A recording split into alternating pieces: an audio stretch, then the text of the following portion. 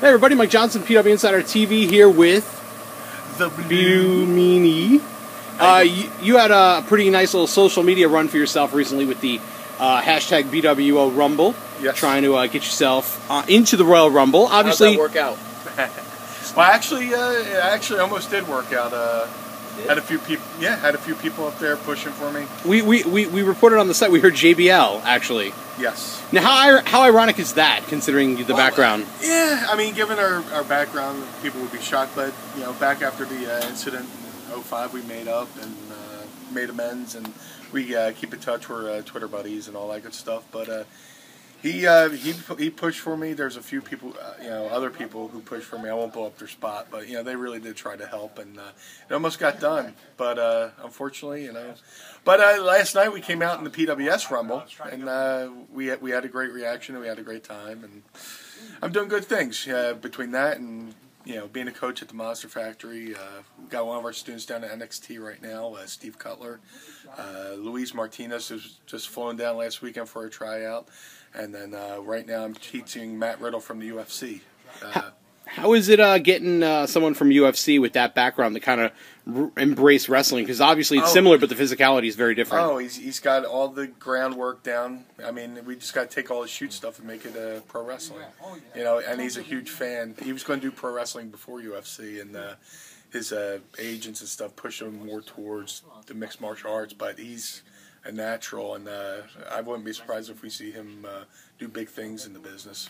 Now, you're talking about being a coach at the Monster Factory in New Jersey. One of the side effects for that, which has been good for you, is you've dropped quite a lot of weight in the last year and a half. Yeah. Talk a little bit about that, because the story of your career has always been kind of going up and down. Plus, with the Blue Meanie character, what do you do with a skinny meanie, as we found out? Well, yeah, I did a show. When you became the Blue Boy, it sucked. Yeah, I did.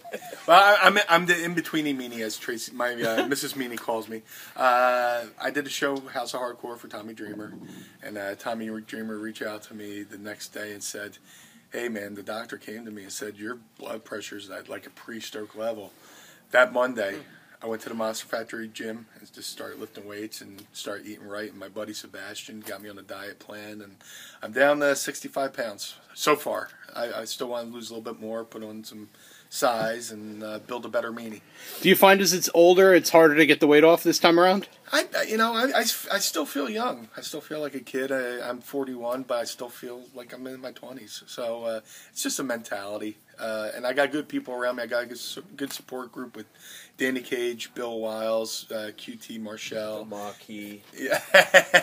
got a good support group with Danny Cage and all the crew at the Monster Factory. And also it helps if I'm going to tell these kids who are learning to be professional wrestlers, hey, get in shape.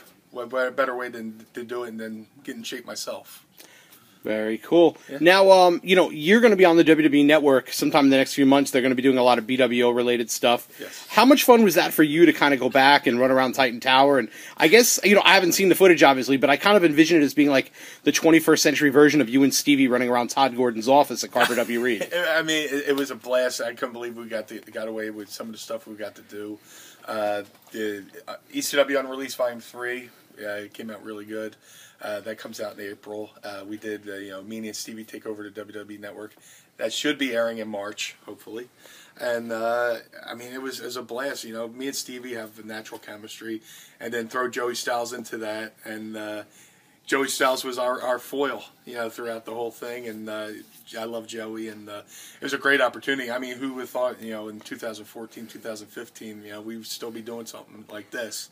BWO's still around, so it's great. What is, last question, what does it mean to you that the BWO, which is just supposed to be a one-night lark in November of 1996, is still something that fans talk about and chant and support by buying T-shirts and just hashtag and BWO Rumble in 2015? It's insane. I mean, the fan support we had, to do the Rumble's been great. I mean, I live 10 minutes from the ECW Arena. I still hear, BWO as people drive down the street, and I kind of feel like Rocky minus all that running stuff.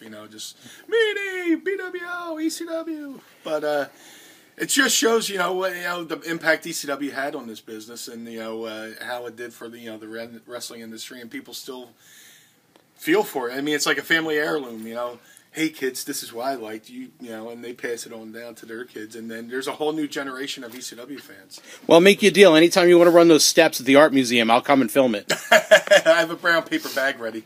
Let everybody know where they can follow you on Twitter and online. I am on Twitter at Blue Meanie BWO.